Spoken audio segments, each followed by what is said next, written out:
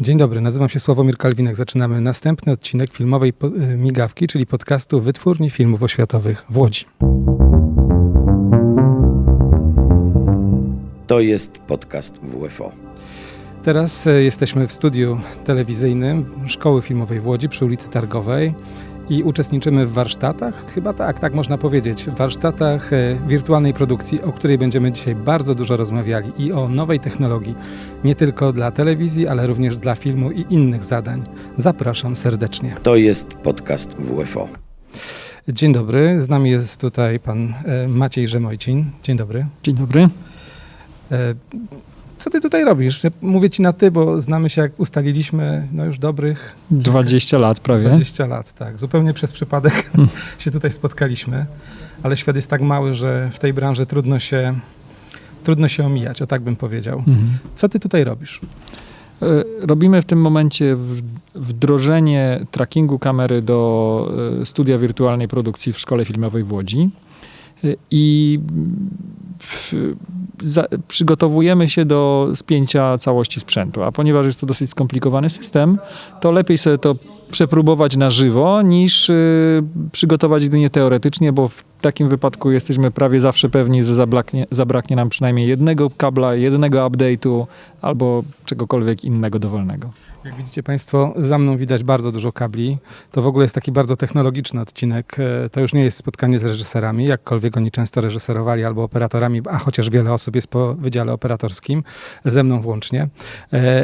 Rozmawiamy o technologii, o kabelkach i o rzeczach, które nazywajmy ogólnie wirtualną rzeczywistością, wirtualną produkcją. Co to jest wirtualna produkcja? Tak, wirtualna produkcja i wirtualna rzeczywistość to są dwie różne rzeczy, bo wirtualna rzeczywistość, żeby nie mylić, ale bardzo często jest to mylone, to jest ten hełm, który zakładamy na głowę, to co kupił Facebook, Oculus i tak dalej.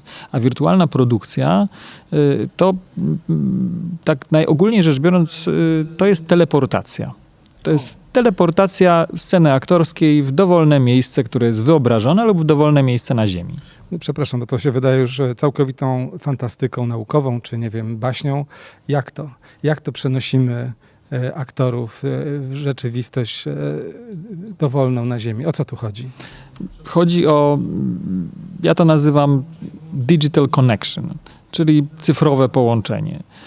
Czyli to miejsce i to jest, wirtualna produkcja jest zestawem technologii i technik, które zajmuje się łączeniem rzeczywistości fizycznej z łączeniem z rzeczywistością cyfrową, najczęściej na żywo. I więc jest to technika real-time'owa, w momencie, kiedy do sceny aktorskiej, która dzieje się na żywo, dorenderowujemy scenę cyfrową, która dzieje się na żywo. Najogólniej rzecz biorąc. Co to znaczy dorenderowujemy? To nie dla wszystkich jest takie oczywiste. To znaczy, że pewnie znają Państwo takie sytuacje, gdzie na przykład ktoś na chodniku rysuje nam taki wielki wodospad i z pewnego punktu widzenia ten wielki wodospad wygląda tak, jakbyśmy się w tym chodniku mieli zapaść, ale działa to tylko z jednego punktu widzenia. Natomiast to, co my robimy, to malujemy ten wodospad, tylko ten wodospad jest w całości cyfrowy, ten symboliczny wodospad, ponieważ może być to dowolna scena, to może być scena ze stadionu sportowego, to może być scena z Koloseum, to może być scena z czyjegoś mieszkania, to może być scena ze środka lasu. Tylko jednooczną perspektywę, punkt widzenia kamery renderujemy na żywo. To znaczy my podążamy z tym obrazem za punktem widzenia kamery, co oznacza, że kamerze i widzowie, który patrzy na tą scenę aktorską przez kamerę, cały czas jakby on tkwi w tej iluzji. Do tej iluzji potrzebne jest to, żeby wymienić tło za aktorem na inne tło, prawda? I powiedz, gdzie my się w tej chwili znajdujemy? Dlaczego wokół jest tak zielono? Teraz znajdujemy się w tak zwanym studiu greenboxowym. Studia greenboxowe, jak pewnie część z Państwa wie, służą do tego, że jeden kolor, mówimy systemowi, że ten kolor nie istnieje i on się staje przeźroczysty. To jest technologia, która jest stosowana od dawna. Dawniej to były blue boxy, teraz to są green boxy. A my się jeszcze posługujemy czymś takim, co jest, my to nazywamy Greenboxem 2.0, czyli tłem na ekranie LEDowym. Czyli to są takie wielkie ekrany, które na przykład możemy zobaczyć na koncertach albo na innych imprezach masowych, Tak. gdzie jest taki ogromny, liczony w metrach kwadratowych telewizor. Tak, to jest taki ogromny telewizor, natomiast te ekrany, którymi my się posługujemy, to są ekrany znacznie lepszej jakości niż te na koncertach, ponieważ te na koncertach, w nich chodzi o to, żeby wszystko było kolorowo i ładnie migało.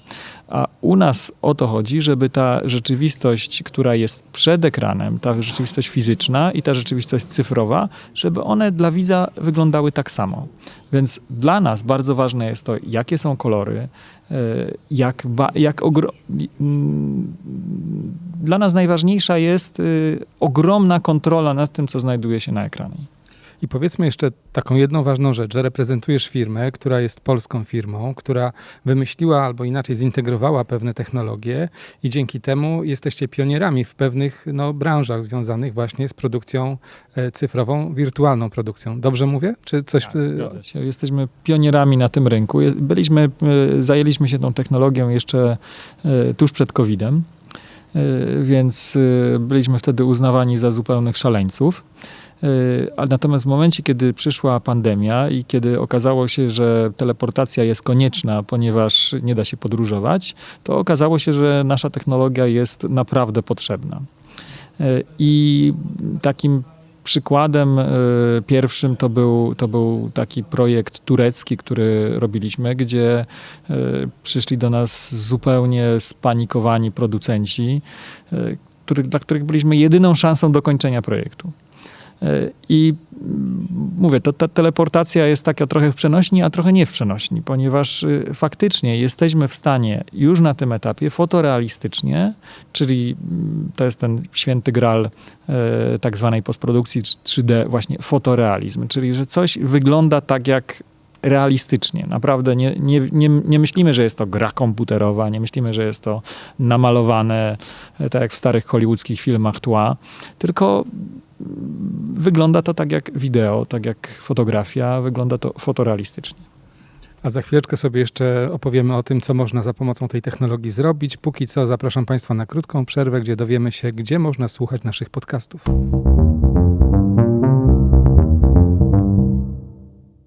A naszych podcastów możecie Państwo słuchać na platformach YouTube, Spotify, Apple Podcast, Google Podcast i wielu innych tego typu systemach. Zapraszam do subskrybowania i lajkowania naszych produkcji. Przypominam, że jesteśmy w studiu telewizyjnym Szkoły Filmowej w Łodzi przy ulicy Targowej w takim specjalnym pomieszczeniu, które nazywa się Greenbox albo Green Screen, a ze mną jest pan Maciej Rzemojcin, który jest odpowiedzialny za taką technologię, która być może właśnie w szkole się pojawi. Co można za pomocą tej technologii zrealizować?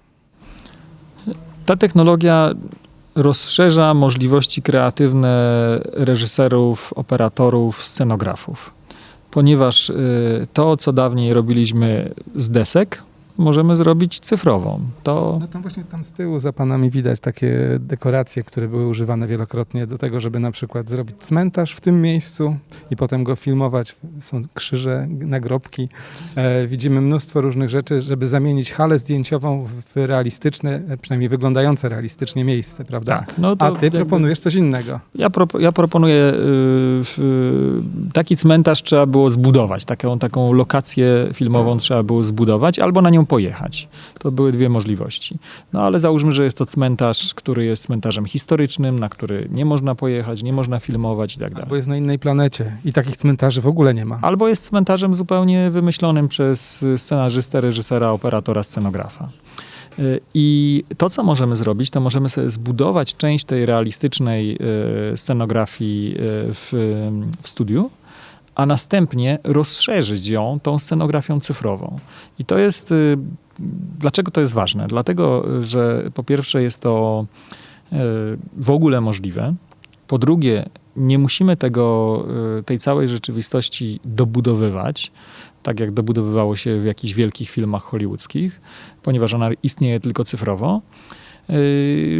Po trzecie, mamy nad nią ogromną kontrolę, bo nad światem cyfrowym mamy znacznie większą kontrolę, a po czwarte, jest to korzystniejsze budżetowo i ekologiczne. Muszę powiedzieć, że takie pomysły wcześniej już się pojawiały na świecie, to znaczy nawet w tym miejscu był wykład Zbigniewa Rybczyńskiego, czyli absolwenta Szkoły Filmowej w Łodzi, zdobywcy Oscara i wynalazcę, artysty, który wymyślił sobie ideę, pomysł na tak zwane studio ideale i nawet zaczął je we Wrocławiu budować, po czym z różnych powodów, niestety politycznych, to studio i cała ta budowa została wstrzymana, ale zdaje się, że pomysł dokładnie na tym samym polegał, to znaczy jak kręcić filmy w hali zdjęciowej, tak żeby nie trzeba było jeździć do bardzo odległych lokacji, tak żeby cały film można było zrobić, no właśnie, w studio, ale w taki sposób, żeby na ekranie wyglądał jak rzeczywistość.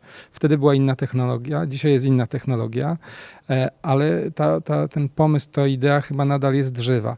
Jakiej technologii używacie? Bo zdaje się, że was to bardzo wyróżnia w stosunku do innych firm, prawda?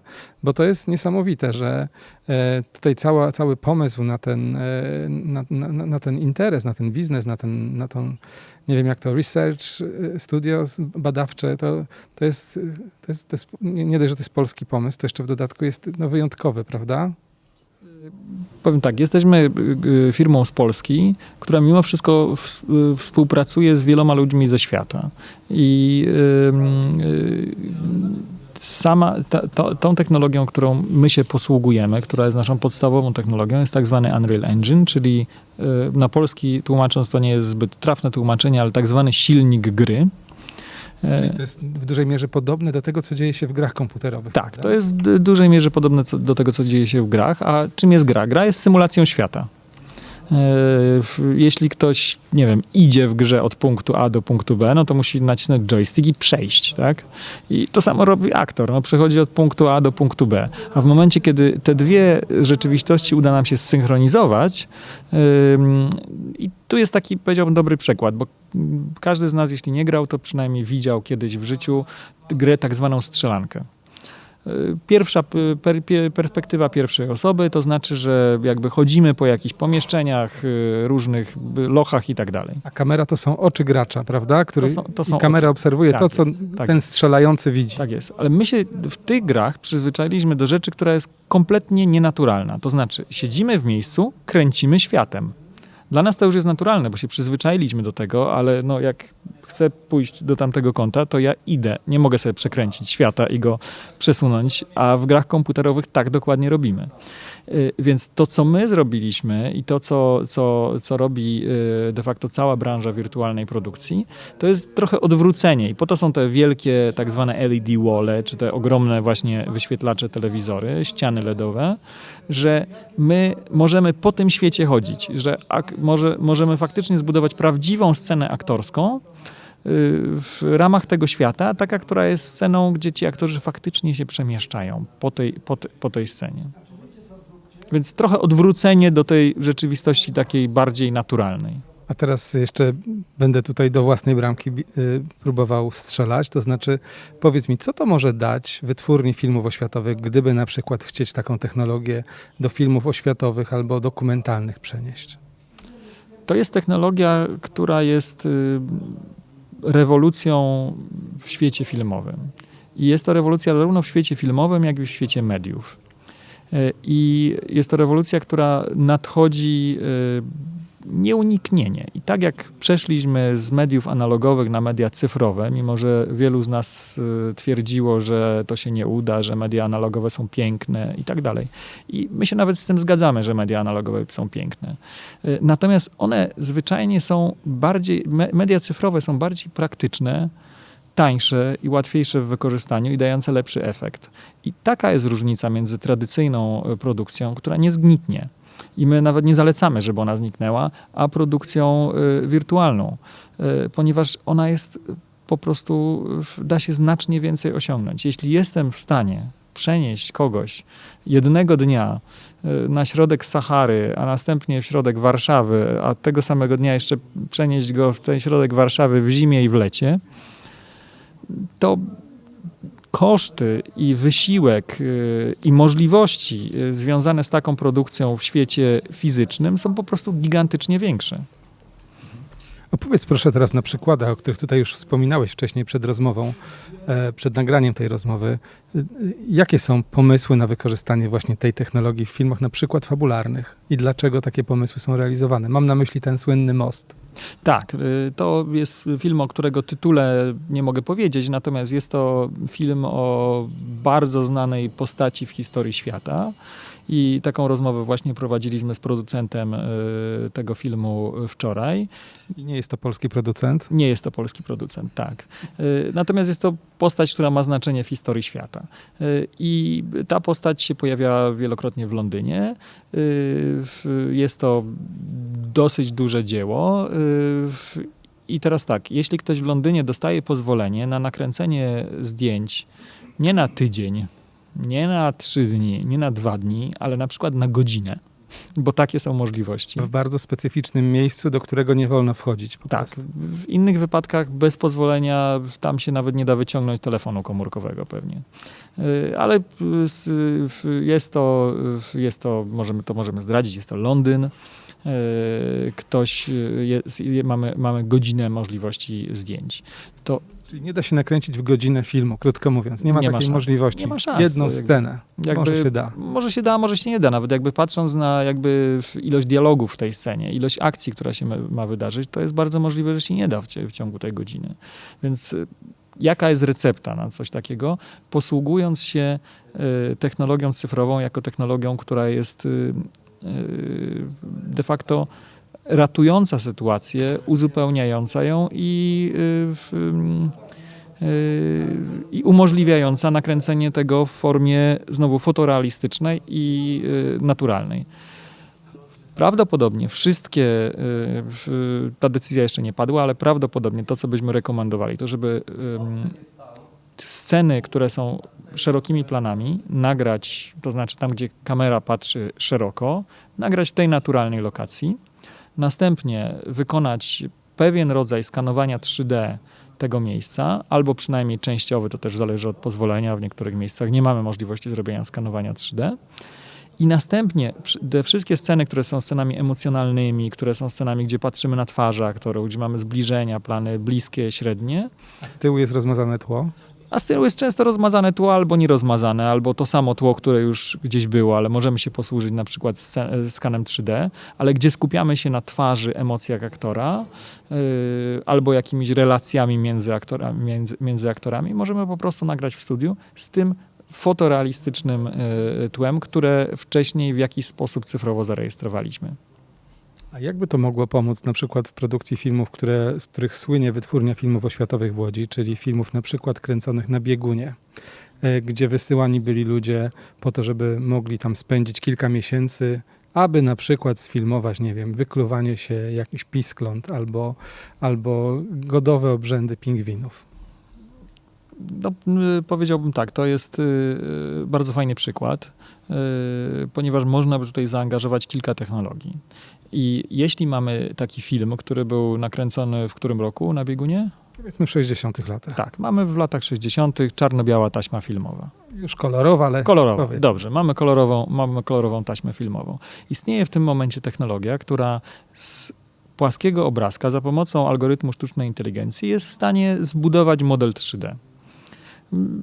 Nie wiemy, jakiej jakości jest ta taśma, ale jesteśmy w stanie zaangażować jeden algorytm w rekonstrukcję tej taśmy, tak żeby po prostu dobrze wyglądała. Drugi algorytm jesteśmy w stanie wykorzystać do rekonstrukcji tego w postaci modelu 3D i następnie wstawić ten model i w formie historycznej, i w formie współczesnej do wirtualnej produkcji. Więc tak naprawdę jesteśmy w stanie uzyskać inne kąty kamery w sytuacji zupełnie historycznej oraz jesteśmy w stanie wstawić tam nowych aktorów do tej sceny z bieguna. A czy to jest drogie? Najważniejsze pytanie, czy to jest drogie? Powiedziałbym, zawsze cena jest względna, tak? Natomiast powiedziałbym, i co jest jakby tym elementem względnym? Wirtualna produkcja względem wyjazdu na biegun jest bardzo tania. Natomiast i możliwości kreatywne, które mamy, ponieważ gdybyśmy chcieli nakręcić ten film na biegunie, to musielibyśmy na przykład tam pojechać, potem musielibyśmy poczekać na właściwą pogodę, potem musielibyśmy w ogóle poczekać na właściwą część roku, musielibyśmy przetransportować tam aktorów, albo prowadzących, albo kogoś i tak dalej, i tak dalej. No, mielibyśmy zestaw warunków. Więc pytanie, czy to nie jest w ogóle warunek sine qua non powstania tego dzieła?